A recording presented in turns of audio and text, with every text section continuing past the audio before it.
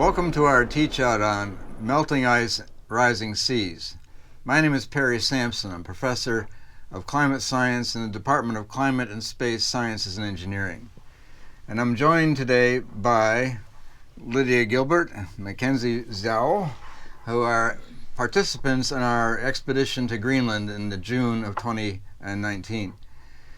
We're going to talk about Greenland and why it's so important to climate research, because Greenland is the center of where climate is changing. As Greenland melts, it will cause oceans to rise.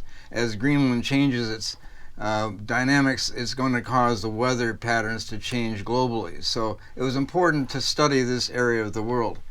We took an expedition of 13 students to Greenland in June of 2019 and did experiments there to give them the opportunity to learn about how to make authentic measurements in this authentic environment.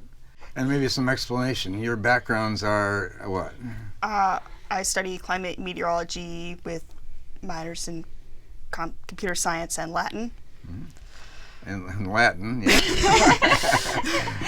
And you are doing what? I'm studying environmental engineering, and I have minors in creative writing and also international engineering. So Mckenzie, why are you interested in sharing this story with the world? I'm really interested in sharing this story because I feel like if people can come along with us to Greenland, they can take part in the experiences that we had and, use that knowledge, use that interesting, cool experience to kind of make decisions and push for more action against climate change. Lydia, how about you? I think it's also really important that sort of people see what's going on in Greenland and sort of to see the effects of climate change firsthand. And when they're walking through our footsteps, I feel like they'll get a better picture of what's going on. Yeah. I should mention that we chose students like Lydia and Mckenzie based on the reality that we wanted students from a wide range of backgrounds, including computer science and meteorology and the environment, and also students who are background in engineering and in more cultural issues, because we were going to study not only the science of Greenland, but also how is it the people there are being affected by the changing climate. Likewise, we invite you to participate in this teach-out. Your opportunities will be there for you to answer questions, ask questions, and tell your stories about how climate may be affecting your area or your culture. All right, so how did this whole Greenland trip come about? Well, to make an expedition like this happen, it takes a village, and my colleague Bob Clower from Virginia Tech and I, who did the trip in 2006, thought because William Hobbs had made his trip about 100 years ago, it was time for us to try it again.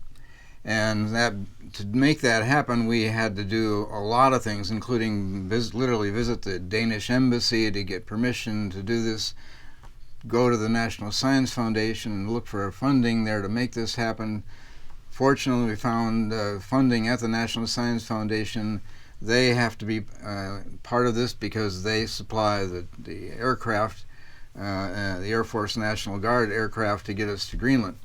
So it took a coordination with them, and anytime we can get the faculty and the students out together in the field to do more experiential learning, I think is healthy for everybody. So, what was your reaction to standing at that wall of ice, 100 feet of ice right next to you, the edge of the Greenland ice sheet? Just awestruck. It's just to see something so massive and amazing, and it's just, there are no words. I think when you stand there, you really understand why the Greenland ice sheet has such a large effect on everything else, because you feel its immensity. You can't even see the end of it, so. Yeah. It's amazing, isn't it? So we're going to talk in this teach-out about Greenland, and the idea is that now the students are going to take the lead here and interview experts in the field about what's happening in Greenland. And what you're going to see is a combination of interviews with experts and a documentary on our experiences in the field, making measurements and exploring the climate of Greenland. We appreciate all the leadership from the faculty, but now it's our turn to move things along. We're really excited for you viewers to come along with us to learn more from our climate scientists, as well as to see our research expedition to Greenland. We're also really excited to hear your stories and how climate change is affecting your lives.